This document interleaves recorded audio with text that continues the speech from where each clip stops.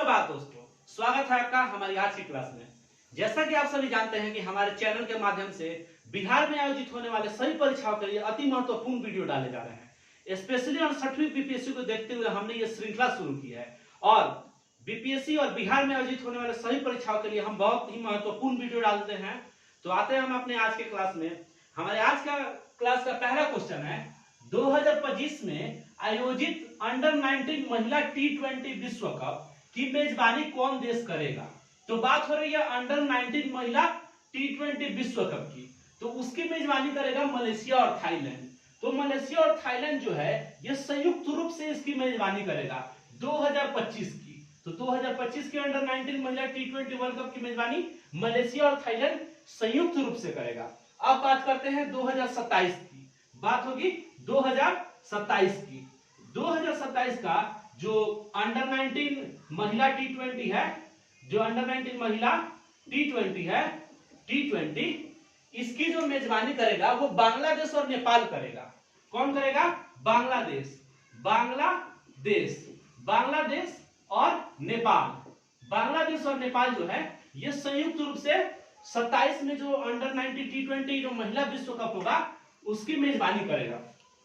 2025 वाला Malaysia Thailand संयुक्त रूप से, 2027 वाला बांग्लादेश और नेपाल संयुक्त रूप से। तो ये हो गया महिला, ये तो महिला की बात हो गई।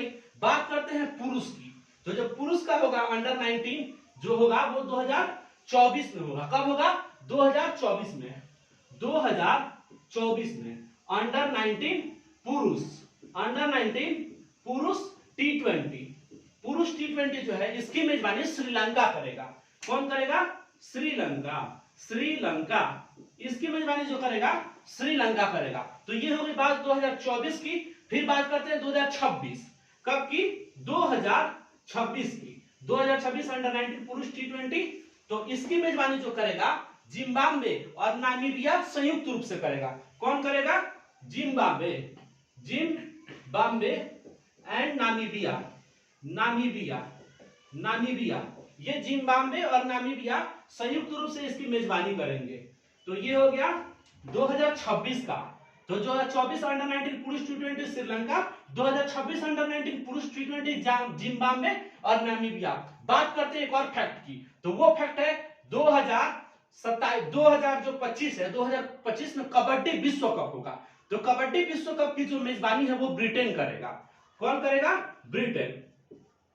कब होगा? 2025 में, 2025 में कबड्डी, कबड्डी, कबड्डी विश्व कप, कबड्डी विश्व कप 2025 की जो कबड्डी विश्व कप है वो ब्रिटेन करेगा।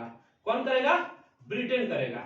आपको बता दे पहली बार कबड्डी विश्व कप का जो आयोजन है वो एशिया के बाहर होगा। अभी तक जो कबड्डी विश्व कप है ये सिर्फ और सिर्फ एशिया में ही हुआ है और ये जो होगा ये पहली बार जो होगा ना एशिया के बाहर होगा और ये ब्रिटेन में होगा। और ब्रिटेन में कहा? वेस्ट मिडलैंड, वेस्ट मिडलैंड्स में होगा।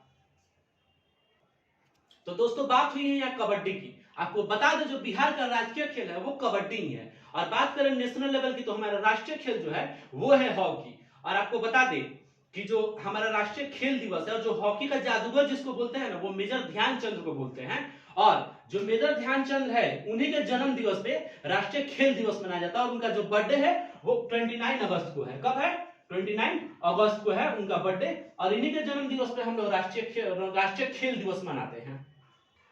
आते हैं हम अगले सवाल की तरफ। हमारा अगला सवाल है, किस राज्य में हाल ही में इंडियन बायोलॉजिकल डाटा सेंटर का उद्घाटन किया गया। तो बात हो रही है इंडियन बायोलॉजिकल डाटा सेंटर। तो इसका जो उद्घाटन है वो हरियाणा में किया गया। आपको बता दें जो इसका उद्घाटन है वो हमारे केंद्रीय विज्ञान एवं प्रौद्योगिकी मंत्री डॉक्टर जितेंद्र सिंह, क्या नाम है उनका? Doctor Jitendra Singh, doctor Jitendra Singh, doctor Jitendra Singh जो केंद्रीय विज्ञान एवं प्रौद्योगिकी मंत्री हैं, इन्हीं के द्वारा जो इंडियन बायोलॉजिकल डाटा सेंटर है उसका उद्घाटन हरियाणा में किया गया है। अब बात करते हैं हरियाणा की। तो हरियाणा जो है वो बेरोजगारी दर हरियाणा में सबसे अधिक है। क्या है? बेरोजगारी दर, बेरोजगारी दर, बेरोजगारी दर ये हरियाणा में सबसे अधिक है। सबसे अधिक कहां है? हरियाणा, हरियाणा, हरियाणा में बेरोजगारी दर सबसे अधिक है। और बता दें आपको जो बेरोजगारी दर है वो सबसे कम है छत्तीसगढ़ में। सबसे कम कहां है बेरोजगारी दर? सबसे कम जो है ये छत्तीसगढ़ में है। छत्तीसगढ़ में जो बेरोजगारी दर है वो सबसे कम है। दोस्तों बात हो रही है हरियाणा की, तो हरियाणा के बारे में आपको कुछ और बात बताना चाहेंगे। ये जो हरियाणा है, हरियाणा का लिंग अनुपात सबसे कम है। और जो लिंग अनुपात की बात करें तो भारत में सबसे कम हरियाणा का, और सबसे ज्यादा लिंग अनुपात की बात करें तो वो राज्य केरल है। और साक्षरता में भी केरल अव्वल में आता है। तो दोस्तों आते हैं हम लोग अपने अगले सवाल की तरफ। हमारा अगला सवाल है, एशियन बॉक्सिंग चैंपियनशिप में भारतीय महिला बॉक्सरों ने कितने स्वर्ण पदक जीते हैं? तो बात हो रही है एशियन बॉक्सिंग चैंपियनशिप की। तो इसमें जो भारतीय महिला बॉक्सर है उन्होंने जो स्वर्ण पदक है, स्वर्ण पदकों की संख्या यहाँ 4 है। स्वर्ण पदक 4 है। तो गोल्ड जो जीता गया है वो 4 गोल्ड है, सिल्वर 1 है, सिल्वर मेडल 1 है। उसके बाद जो ब्रॉन्ज मेडल है उसकी संख्या 2 है। तो ब्रॉन्ज मेडल जो है उसकी संख्या 2 है, उसकी संख्या 2 है। और जो कुल पदक है इस जो एशियन बॉक्सिंग चैंपियनशिप में कुल पदकों की संख्या 7 है, कुल पदक 7 है। और आपको बता दें एशियन बॉक्सिंग चैंपियनशिप जो है इसका आयोजन जॉर्डन में हुआ था। कहां हुआ था? जॉर्डन में हुआ था। और जो जॉर्डन है इसकी राजधानी अम्मान है। क्या है जॉर्डन की राजधानी? अम्मान। जॉर्डन की राजधानी कहां होगा? अम्मान। आते हम लोग दोस्तों अपने अगले सवाल की तरफ। हमारा जो अगला सवाल है, बिहार के लोक गायक व संगीतकार ब्रजकिशोर दुबे का हाल ही में निधन हो गया। उन्हें किस वर्ष पद्मश्री से सम्मानित किया गया था? तो बात हो रही है पद्मश्री की और ब्रजकिशोर दुबे जिन्हें पद्मश्री दिया गया था उनका हाल ही में निधन हो गया है। और ये पटना में इनका निधन हुआ है। और इनको जो पद्मश्री है वो 2017 में दिया गया था। और 2017 में हमारे 14वें राष्ट्रपति रामनाथ कोविंद के द्वारा दिया गया था। रामनाथ कोविंद के द्वारा इनको पद्मश्री दिया गया था। और जो पद्मश्री इनको दिया गया था वो लोक संगीत के क्षेत्र में दिया गया था। किस क्षेत्र में दिया गया था? लोक संगीत के क्षेत्र में इनको पद्मश्री दिया गया था। 2017 में दिया गया था। आपको बता दें 58 वर्ष की आयु में इनका निधन हुआ है। कब हुआ है? 58 वर्ष की आयु में। और आपको बता दें कि इनका जो निधन हुआ है वो पटना में एक फ्लैट स्थित है वहीं पे हुआ है। और इनके दोनों पैर को बांध के और इनका गला दिया गया था और टब में इनको डाल दिया गया था। और आपको बता दें जो इनकी जो हत्या हुई है वो संदिग्ध रूप में हुई है और इस पर भी जांच चल रही है। ऐसा लग रहा है कि जो इनकी जो है निर्धन नहीं हुआ, इनकी हत्या की गई है किसी के द्वारा और ये टब में पाए गए हैं। और बता दें जो ये ब्रजकिशोर दुबे है ये जो रहने वाले हैं वो रोहतास के रहने वाले हैं। कहाँ के रहने वाले हैं? रोहतास। आपको बता दें जो रोहतास जिला है इसका जो मुख्यालय है वो सासाराम है। इसलिए सासाराम और रोहतास में कभी कंफ्यूज मत कीजिएगा। सासाराम कोई जिला नहीं है, जिला है रोहतास जिसका मुख्यालय है सासाराम। और आपको बता दें कि जो सासाराम है वही शेरशाह सूरी का मकबरा है। किसका मकबरा है? शेरशाह सूरी का मकबरा है। और आपको बता दें जो रोहतास है वहां डालमिया नगर सीमेंट फैक्ट्री है। क्या है? डालमिया नगर सीमेंट फैक्ट्री है। उसके बाद जो रोहतास है, रोहतास जो है विंध्य श्रेणी होता है ना, विंध्य श्रेणी की पर्वतें यहां पाई जाती हैं। आते हम लोग अपने अगले सवाल की तरफ। हमारा अगला सवाल है, किसे ग्लोबल आइकन अवार्ड से सम्मानित किया गया? तो बात हो रही है ग्लोबल आइकन अवार्ड की। किसकी बात हो रही है? ग्लोबल आइकन अवार्ड की। तो जो ये अवार्ड है वो शाहरुख खान को दिया गया है। आपको बता दें ये अवार्ड यूएई के शारजाह में दिया गया है। कहां? UAE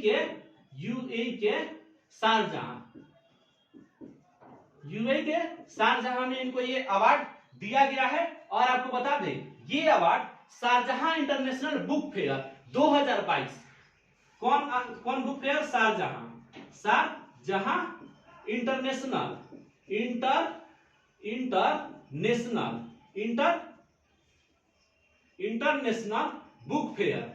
book fair Sharjah international book fair 2022 इसी का आयोजन हुआ था। और इसी के आयोजन में शाहरुख खान को ग्लोबल आइकन अवार्ड से सम्मानित किया गया। और बता दें ये जो शारजाह इंटरनेशनल बुक फेयर 2022 है ये इसका 41वां एडिशन है। इसी में जो शाहरुख खान है उन्हीं को ग्लोबल आइकन अवार्ड दिया गया है। आते हैं दोस्तों हम लोग अपने अगले सवाल की तरफ। हमारा अगला सवाल है क्यूएस एशिया यूनिवर्सिटी रैंकिंग में भारत में कौन शीर्ष पे रहा। तो बात हो रही है संस्था की, तो कौन संस्था शीर्ष पे रहा, तो कौन संस्था शीर्ष पे रहा था, वो संस्था है आईआईटी बॉम्बे। तो आईआईटी बॉम्बे जो क्यूएस एशिया यूनिवर्सिटी रैंकिंग है, इसमें आईआईटी बॉम्बे शीर्ष पे रहा। आपको बता दें जो आईआईटी बॉम्बे है ये यूनिवर्सिटी रैंकिंग में 40वें स्थान पे रहा है ओवरऑल। कितने स्थान पे? 40वें स्थान पे रहा है overall IIT Bombay. IIT Bombay जो है ये 40वें स्थान पे रहा है ओवरऑल यूनिवर्सिटी रैंकिंग में। और आपको बता दें आईआईटी दिल्ली जो है वो 46वें स्थान पे रहा है। तो टॉप 50 में जो है वो भारत का 2 यूनिवर्सिटी है जो शामिल है एशिया यूनिवर्सिटी रैंकिंग में। तो जो 46वें स्थान पे रहा है वो आईआईटी दिल्ली रहा है। तो आईआईटी दिल्ली और 40वें स्थान पे आईआईटी बॉम्बे। और जो भारत में जो एशिया यूनिवर्सिटी रैंकिंग है क्यूएस यूनिवर्सिटी रैंकिंग, उसमें आईआईटी बॉम्बे शीर्ष पे रहा है। तो दोस्तों आते हैं हम लोग अपने अगले सवाल की तरफ। हमारा जो अगला सवाल है भारतीय मूल के किस प्रोफेसर को ऑर्डर ऑफ मेरिट से सम्मानित किया गया। तो वो है बेंकी रामकृष्णन जिनको ऑर्डर ऑफ मेरिट से सम्मानित किया गया। आपको बता दें जो ये ऑर्डर ऑफ मेरिट है ये ब्रिटेन का प्रतिष्ठित अवार्ड है। कहां का? ब्रिटेन का। ये ब्रिटेन का प्रतिष्ठित अवार्ड है। और जो बात कर रहे हैं बेंकी कृष्ण रमन की, ये विज्ञान के क्षेत्र में जो इन्होंने योगदान दिया है इसी के लिए इन्हें ऑर्डर ऑफ मेरिट मिला है। किसके क्षेत्र में? विज्ञान के क्षेत्र में। और विज्ञान के क्षेत्र में ये रसायन विज्ञान से इनका संबंध। और बेंकी कृष्ण जो रमन है वो भारतीय मूल के हैं और भारत में इनका जो संबंध है तमिलनाडु के चिदम्बरम से इनका संबंध है। कहां से? तमिलनाडु के कहां से? चिदम्बरम से। तमिलनाडु के चिदम्बरम से इनका संबंध है। और आपको बता दें जो बेंकी कृष्ण रमन इनको विज्ञान के क्षेत्र में योगदान के लिए ही 2009 में नोबेल पुरस्कार से सम्मानित किया गया है। कब पुरस्कार नोबेल मिला है? 2009 में इनको रसायन के क्षेत्र में योगदान के लिए जो नोबेल दिया गया है। किसके क्षेत्र में? रसायन के क्षेत्र में इनको नोबेल भी दिया गया। और हाल ही के दिनों में ऑर्डर ऑफ मेरिट दिया गया जो ब्रिटेन का प्रतिष्ठित अवार्ड है विज्ञान के लिए दिया गया। और तमिलनाडु के चिदम्बरम से ये संबंधित है बेंकी रामकृष्णन। आते हैं हम लोग अपने अगले सवाल की तरफ। हमारा अगला सवाल है आयुष मंत्रालय ने बिहार में कितने Ayush health and wellness centre खोलने को मंजूरी दी है। तो बात हो रही है Ayush health and wellness centre. तो जो आयुष मंत्रालय ने है बिहार में ये 268 खुलेगा। कितना खुलेगा? 268।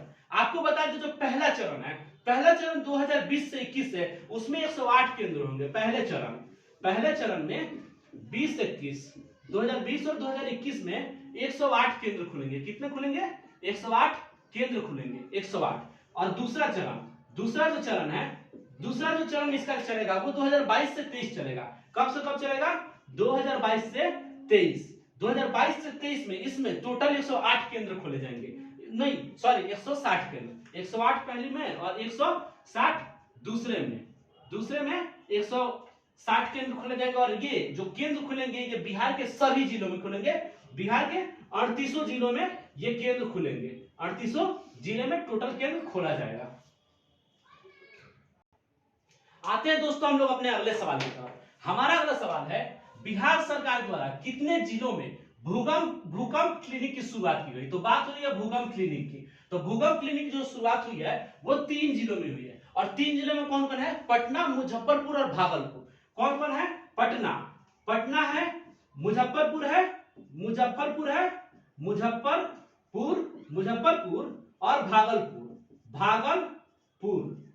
और भागलपुर। पटना, मुजफ्फरपुर और भागलपुर। आपको बता दें जब भूकंप क्लिनिक की बात हो रही है तो जब क्लिनिक आ रहा है तो बिहार में टॉयलेट क्लिनिक खुला है। तो वो जो टॉयलेट क्लिनिक है वो मुजफ्फरपुर में खुला है। टॉयलेट क्लिनिक कहां खुला है? मुजफ्फरपुर में। टॉयलेट क्लिनिक ये जो है ये मुजफ्फरपुर में खुला है। टॉयलेट क्लिनिक, भूकंप क्लिनिक 3 जिलों में पटना, मुजफ्फरपुर, भागलपुर। और आपको जो बता दे जो मुजफ्फरपुर में टॉयलेट क्लिनिक खुल गया है। और पटना से बात करते हैं पटना की। पटना जो है ये देश का 5वां न्यायालय है जिसमें जो कार्रवाई होगी उसका सीधा प्रसारण जो है वो यूट्यूब पे होगा। और खुद से पूछो अभियान महिलाओं की सुरक्षा के लिए जो है ये पटना में शुरू किया गया है। और आपको बता दें गेंडों के संरक्षण में भारत में जो है पटना का स्थान पहला आता है।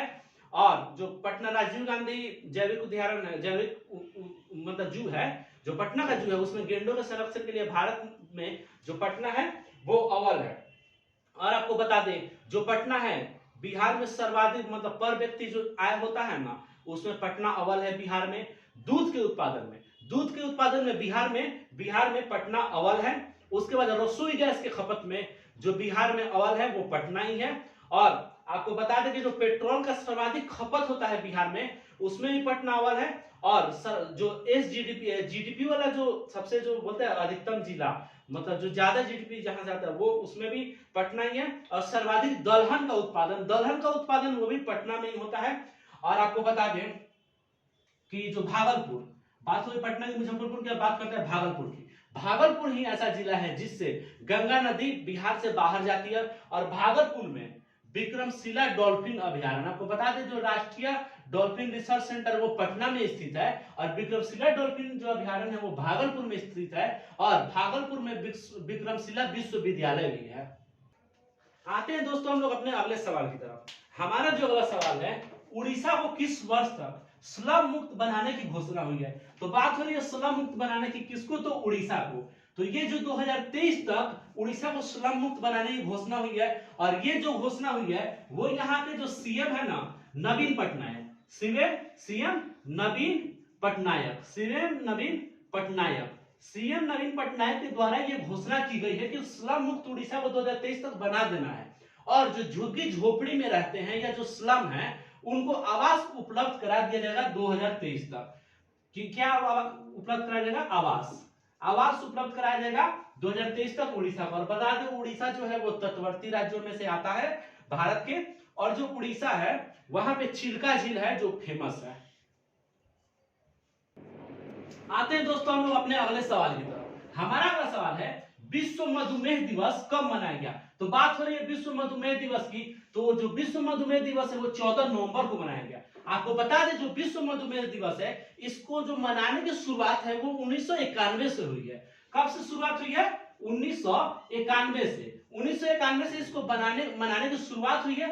और आपको बता दें जो मधुमेह डायबिटीज है इसके सर्वाधिक जो रोगी है वो भारत में ही है। तो कहां है सर्वाधिक रोगी, भारत में सर्वाधिक रोगी। और आपको बता दें इसी के लिए भारत को मधुमेह की राजधानी बोला जाता है। मधुमेह की